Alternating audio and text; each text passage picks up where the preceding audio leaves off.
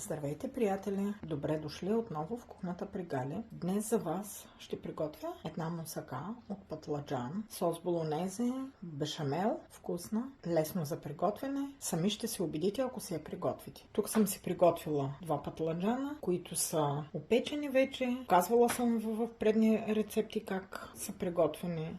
Сос болонезе също съм показвала. Това е с 250 грама кайма, с много джоджен. Това е разликата.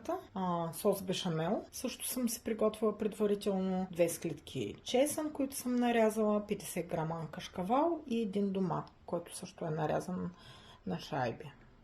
Тук съм си приготвила и една тавичка, в която ще пека.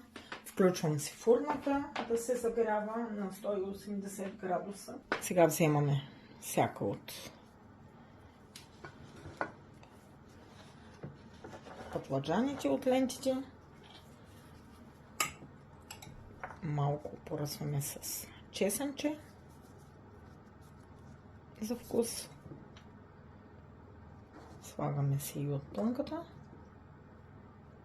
от полонезето. Завиваме ето така и нареждаме в тавичката.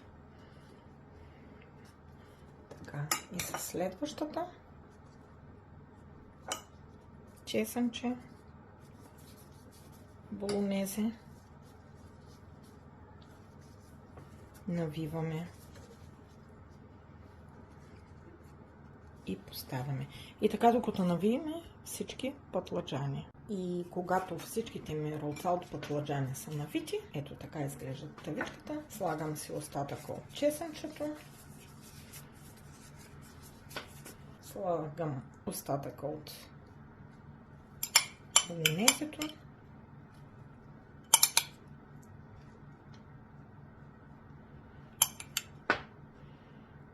нареждам си томатчето отгоре,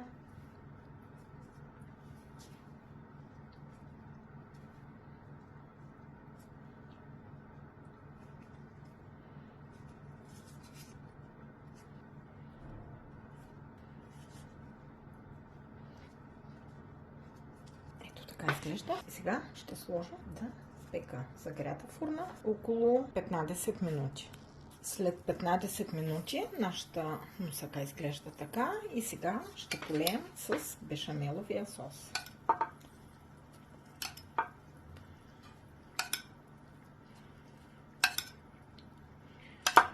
И отново ще сложим да запечем.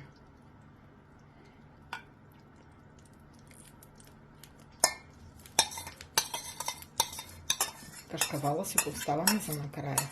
Печем до готовност.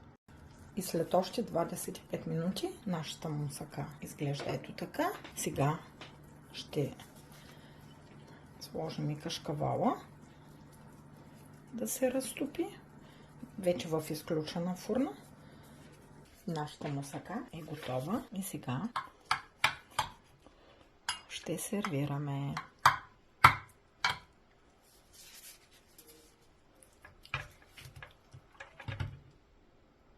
Ето така изглежда на наша порция.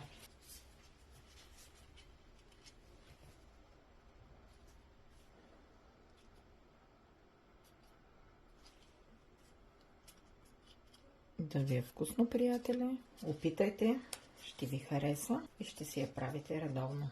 Харесайте и до нови срещи. Приятен апетит!